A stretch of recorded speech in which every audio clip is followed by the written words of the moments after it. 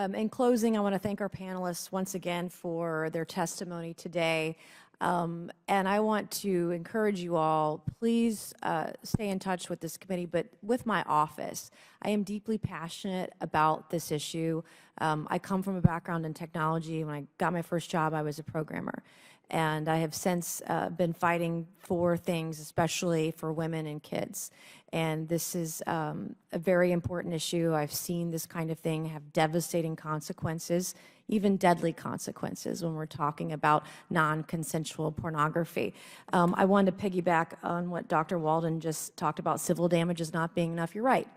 Any victim who's a victim of a non-consensual image or video, real or deep fake, should be able to take possession of that and know that it's never going to be seen everywhere, anywhere, ever again for the rest of their life, if that's what they want.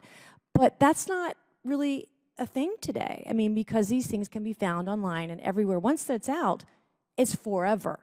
And these victims should be allowed to get their content back, real or fake, if their image and their likeness is part of it, and know that it's been destroyed forever from every device, any cloud, anywhere online. And we're not there yet, and it's deeply troubling. So civil damages are not enough, and in some cases, I mean, there's not even criminal action here. I mean, I look at the Violence Against Women Act, and it's just a civil right of action, not even criminal. I think it's, if you're doing voyeurism at the federal level, you got to be like over international water for it to be against federal law under Title 18. Like, it's insane to me.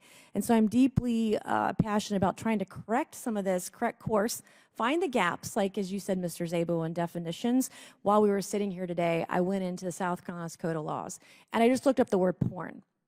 Doesn't exist in South Carolina's Code of Laws. So when we're talking about definitions, certainly there is, I agree with you, there is room for improvement. There are gaps here, and I really want to figure out how we move forward in a bipartisan manner at the federal level, but also with states, especially my home state of South Carolina. There's a lot of work to do. $500 fine for voyeurism the first time as a misdemeanor is wrong, and it's offensive, and it should be a much more expensive. We want to make sure that a man who does that to over a dozen women in South Carolina doesn't ever do it again, and a $500 fine and 3 years in jail just doesn't cut it. And the law is not clear on whether or not if it's the first offense, or if, let's say, for example, in the example that I shared, if it's over a dozen women, images and videos this individual took, if it would be a felony because it's multiple victims. The law is not clear. So there certainly is, you know, definitely room for improvement in our state as well.